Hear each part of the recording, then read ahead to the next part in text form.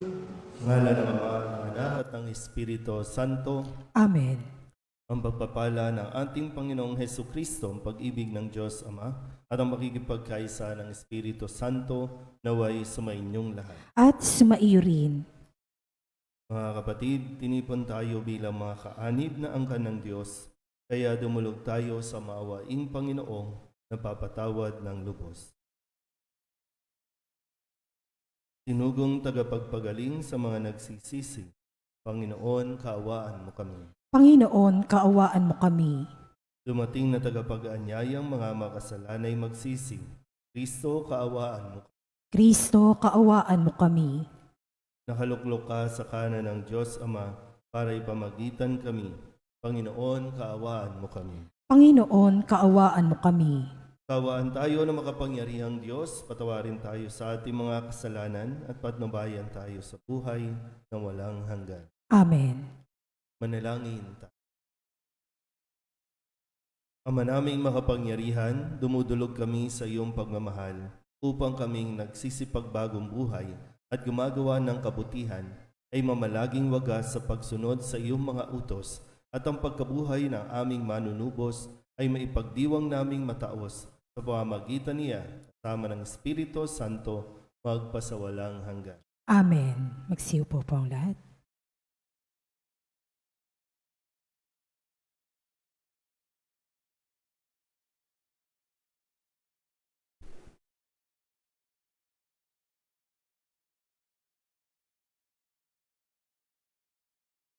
Pagbasa mula sa aklat ng Exodus.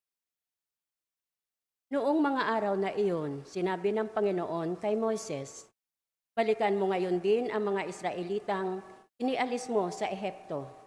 Naroon at nagpapakasama. Tinalekdan nila agad ang mga utos ko. Gumawa sila ng guyang ginto. Yun ang sinamba nila ngayon at hinahandugan. Ang sabi nila, iyon ang Diyos na nag-alis sa kanila sa Ehipto. Kilala ko ang mga taong iyan at alam kong matigas ang kanilang ulo. Kung gusto mo, lilipulin ko sila at sa iyo ko pagmumulain ang isang malaking bansa." Nagsusumamo si Moises sa Panginoon, "Huwag po, huwag ninyong lilipulin ang mga taong inialis ninyo sa Ehipto sa pamamagitan ng inyong kapangyarihan. Kapag nilipol ninyo sila, masasabi ng mga Ehipsyo ang mga Israelitang inaalis ninyo sa Ehipto upang lipulin sa kabundukan. Huwag na po kayong magalit sa kanila at huwag na ninyong ituloy ang inyong balak laban sa kanila. Alalahanin ninyo ang mga lingkod ninyong sina Abraham, Isaac at Jacob. Ipinangako ninyo sa kanila na ang lahi nila'y pararamihin tulad ng mga bituin sa langit at magiging kanila habang panahon ang lupaing ipinangako ninyo. Hindi nga tinuloy ng Panginoon ang balak na paglipol sa mga Israelita." Ang salita ng Diyos. Salamat sa Diyos. Salmon tugunan ang ating pong itutugon. Panginoong masintahin, ang bayan mo'y gunitain. Ulitin po natin. Panginoong masintahin, ang bayan mo'y gunitain. Sa may bundok ng Horeb, doon ay naghugis niyong gintong baka. Matapos mahugis, ang ginawa nila'y kanilang sinamba. Ang dakilang Diyos ay ipinagpalit sa Diyos na lilikha. Sa Diyos na baka na ang kinakain ay damong sariwa. Tugon, Panginoong masintahin, ang bayan mo'y gunitain. kanilang nilimot ang Panginoong Diyos, ang tagapagligtas, na yaong ginawa doon sa Ehipto'y kagila-gilalas.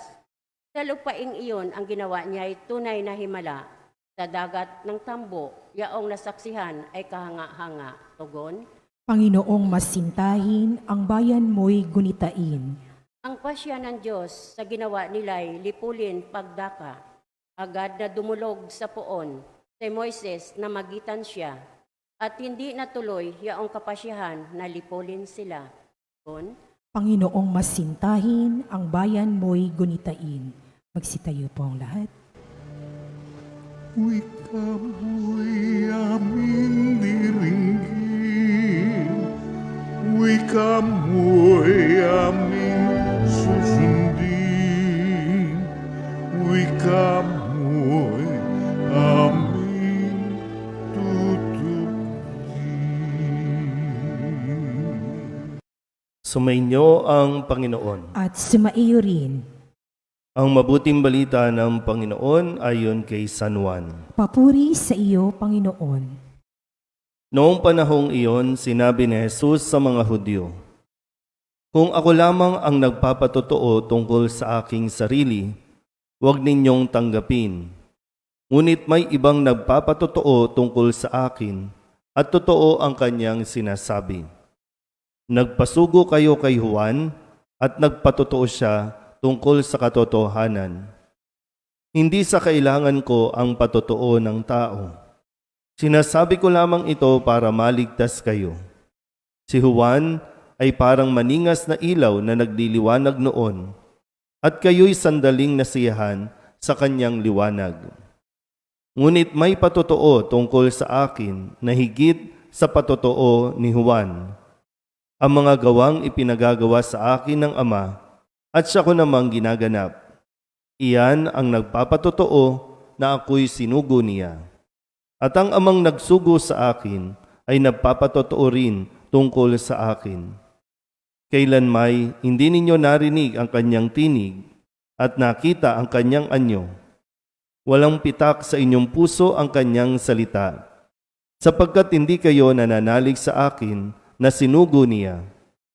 Sinasaliksik ninyo ang mga kasulatan, sa paniwalang doon ninyo matatagpuan ang buhay na walang hanggan. Ang mga ito ang nagpapatotoo tungkol sa akin, ngunit ayaw naman ninyong lumapit sa akin upang kayo'y magkaroon ng buhay. Hindi ako naghahangad ng parangal ng mga tao, ngunit kilala ko kayo. Alam kong wala kayong pag-ibig sa Diyos. Naparito ako sa ngalan ng aking Ama, at ayaw ninyo akong tanggapin. Kung may ibang pumarito sa kanyang sariling pangalan, siya'y inyong tatanggapin.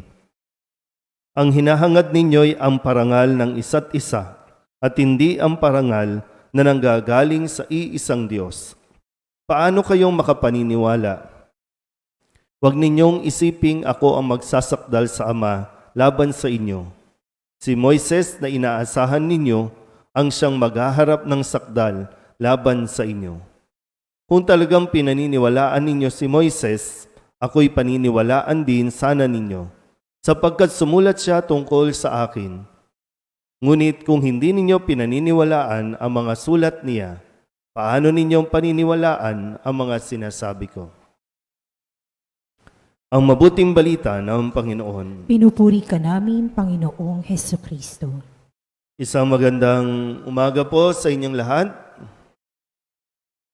Sa papatuloy po ng ating pagninilay mula sa Ebanghelyo ni San Juan, ay patuloy nating naririnig ang pagpapakilala ni Jesus kung sino siya at kung saan siya nanggaling.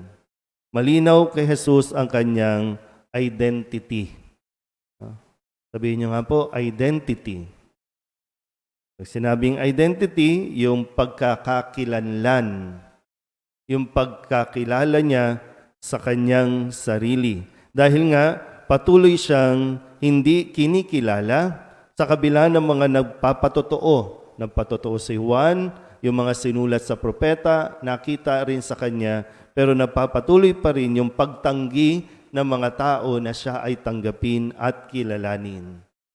Pero sabi nga po dito, hindi siya naghahangad ng parangal ng tao o ng pagkilala ng mga tao. Bagamat pinapakilala niya, pero kung hindi siya tatanggapin, okay lang. Kasi nga po, malinaw sa kanya kung sino siya. At yun marahil magandang mapagnilayan natin. Sa puntong ito ng buhay natin, kilala mo pa ba ang sarili mo o kilala mo na ba ang sarili mo?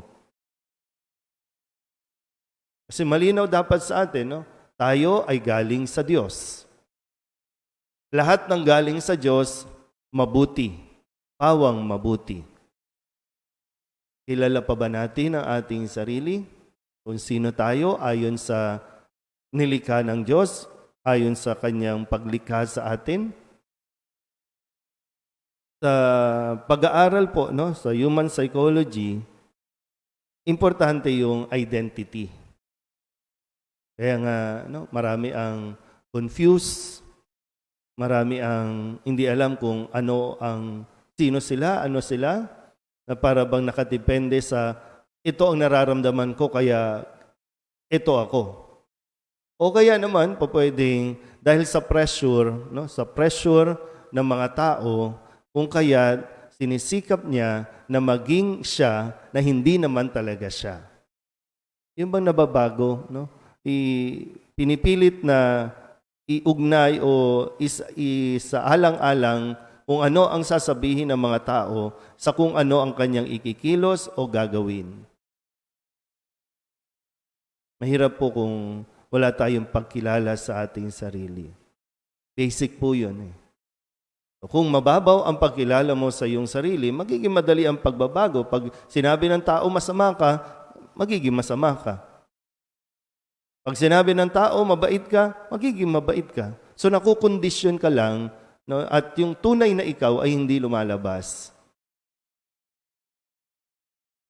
Pag ganon, hindi mo talaga mahanap yung tunay na kaligayahan. Kasi pakiramdam, yung mas sa kalooban mo na hindi ka malaya. Hindi mo kasi inilalabas yung tunay na ikaw. Huwag mong pilitin maging ikaw ayon sa standard ng tao. Huwag mong pilitin maging ikaw ayon sa gusto ng tao. Kung ayaw nila, edi wag. Bakit kailangan mong baguhin ang iyong sarili para sa kanila? Kaya tuloy, ikaw din ang nahihirapan.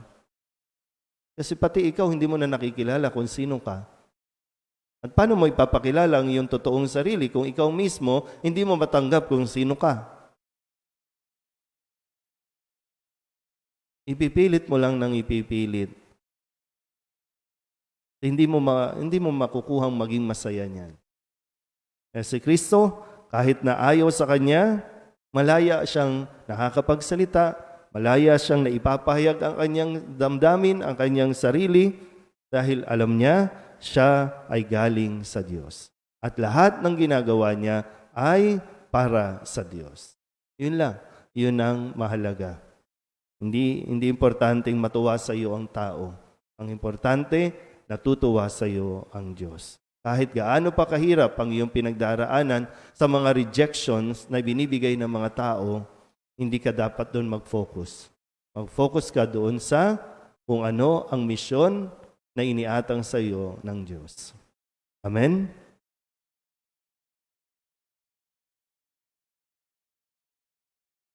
Madalas ay lumilis tayo sa daan ng Panginoon. Humingi tayo sa Kanya ng lakas upang makapamuhay tayo ng may pananampalataya. Ang ating pong itutugon, Panginoon, dinggin mo ang aming panalangin. Panginoon, dinggin mo ang aming panalangin.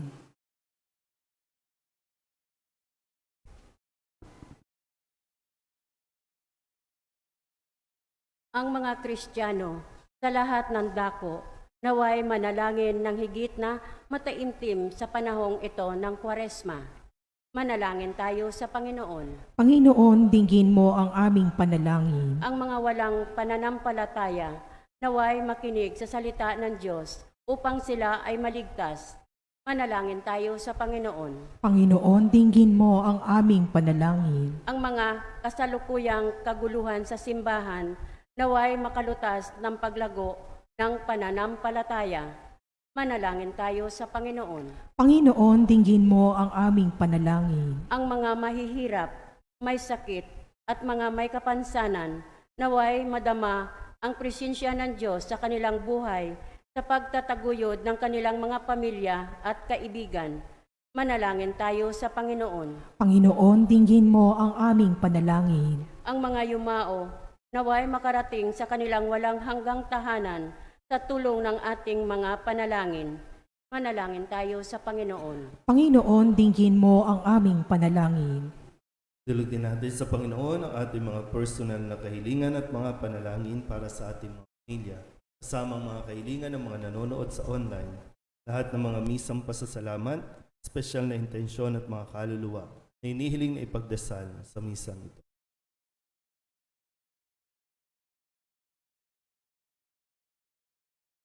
Ang lahat ng ito inihiling namin sa ngalan ni Kristo, ang aming Panginoon. Amen.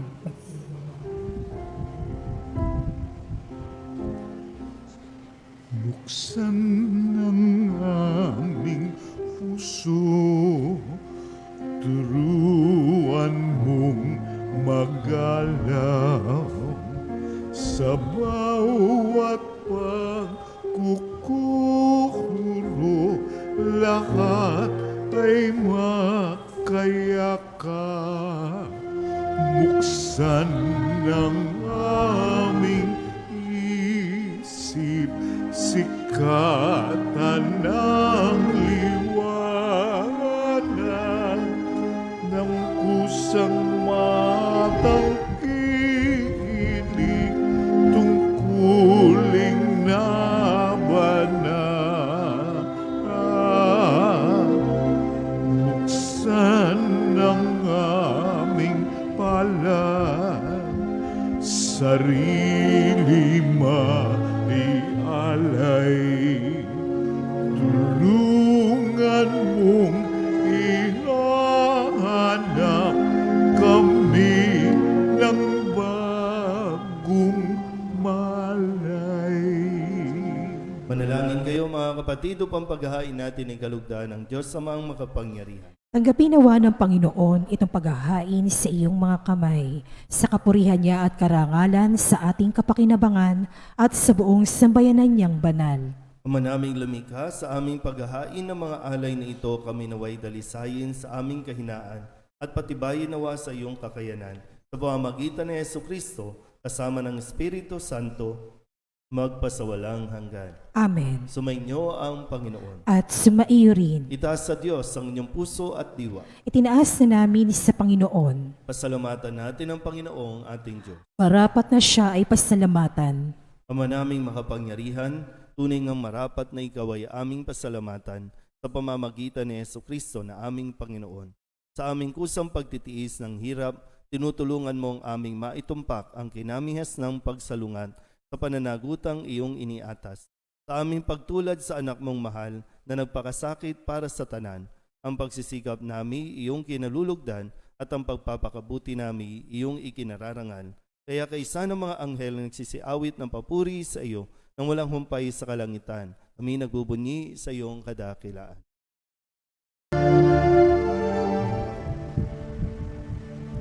Santo, Santo, Santo, Panginoong Diyos na makapangyarihan, napupuno ang langit at lupa ng kalwalhatian mo. Hosana sa kaitaasan, pinagpalang na paririto sa ngalan ng Panginoon. Hosana sa kaitaasan.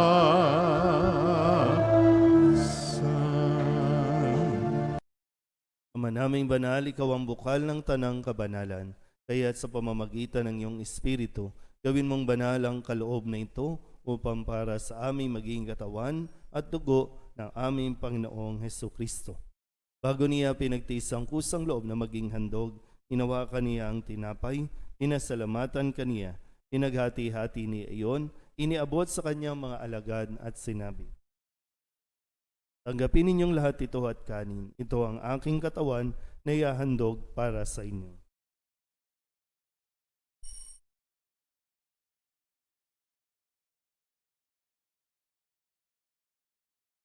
Gayon din naman nang matapos ang hapunan, hinawakan niya ang kalis, muli kaniyang pinasalamatan. Iniabot niya ang kalis sa kanyang mga alagad at sinabi, "Tanggapin ninyong lahat ito at inumin. Ito ang kalis ng aking dugo, ng bago at walang hanggang tipan. Ang aking dugo na ibubuhos para sa inyo at para sa lahat, sa pagpapatawad ng mga kasalanan. Gawin ninyo ito sa pag-alaala sa akin."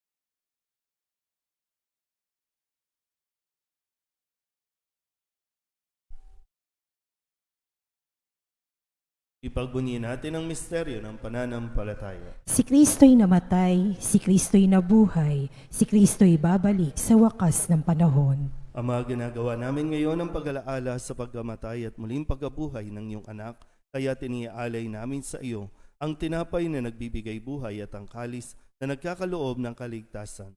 Kami napapasalamat dahil kami iyong minarapat na tumayo sa harap mo para maglingkod sa iyo.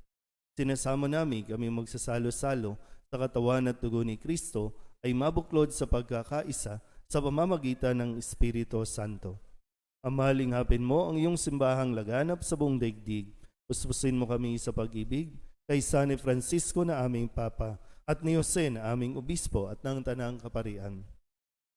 Alalahanin mo rin ang mga kapatid naming nahimlay na may pag-asang sila'y muling mabubuhay, gayon din ang lahat ng mga pumanaw.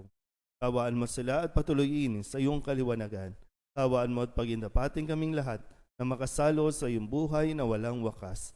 Kaysa ng mahal na Birhen Maria na ina ng Diyos, ng kabiyak ng puso niyang si San Jose, kaysa ng mga apostol at ng lahat ng mga banal na namuhay dito sa daigdig ng kalugod-lugod sa iyo, may pagdiwang nawa namin ang pagpupuri sa ikararangal mo sa pamamagitan ng iyong anak, aming Panginoong Hesukristo.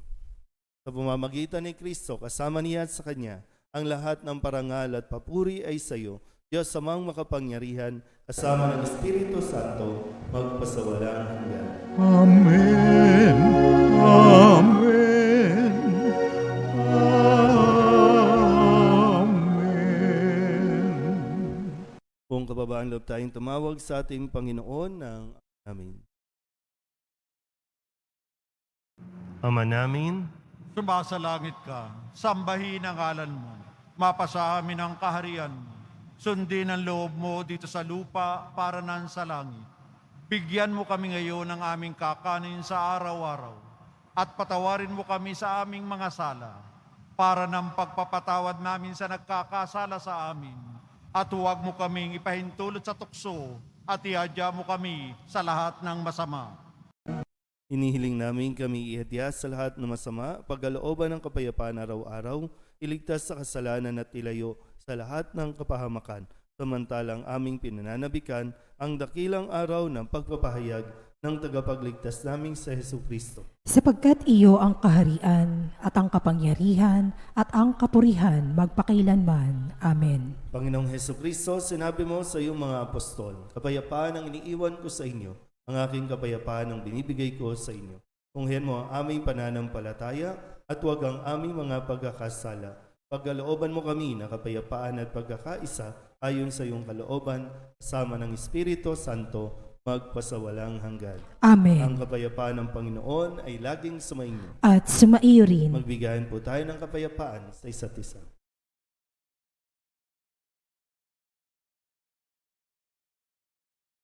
Kordero ng Diyos na nag-aalis sa mga kasalanan ng sanlibutan, maawa ka sa amin. Kordero ng Diyos na nag-aalis sa mga kasalanan ng sanlibutan, maawa ka sa amin. Kordero ng Diyos na nag-aalis sa mga kasalanan ng sanlibutan, ipagkaloob mo sa amin ang kapayapaan. Magsiluhod po ang lahat. Ito ang kordero ng Diyos. Ito ang nag-aalis ng kasalanan ng sanlibutan. Mapalad ang mga inaanyayahan sa kanyang piging. Panginoon, hindi ako karapat-dapat na magpatuloy sa iyo, ngunit sa isang salita mo lamang ay gagaling na ako. Katawan ni Kristo. Amen.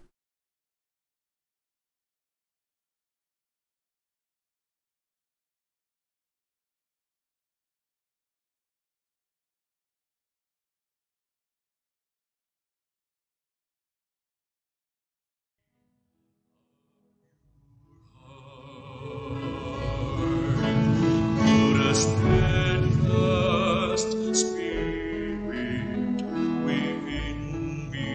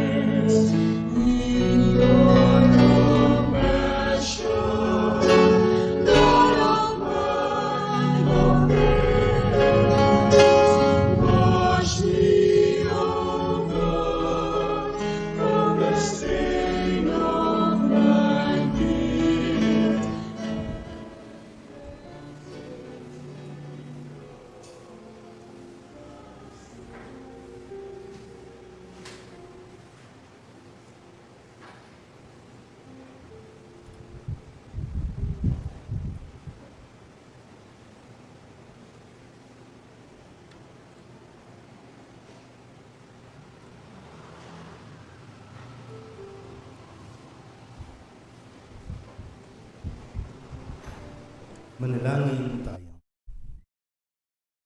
Ama naming mapagmahal, ang tinanggap naming banal na pakikinabang ay sanawang magpalaya sa amin sa kasalanan upang ang dinadala namin sa budhi ay gumaan at ang ganap ng kagalingan ay aming makamtan sa pamamagitan ni Jesucristo kasama ng Espiritu Santo magpasawalang hanggan. Amen. Sumainyo ang Panginoon At sumaiyo rin. at papalain kayo ng makapangyarihang Diyos, Ama at Anak, Espiritu Santo. Amen. Tapos na ang banal na misa, humayo tayo sa kapayapaan ni Kristo. Salamat sa Diyos. Magandang umaga po. Magandang umaga po, Father.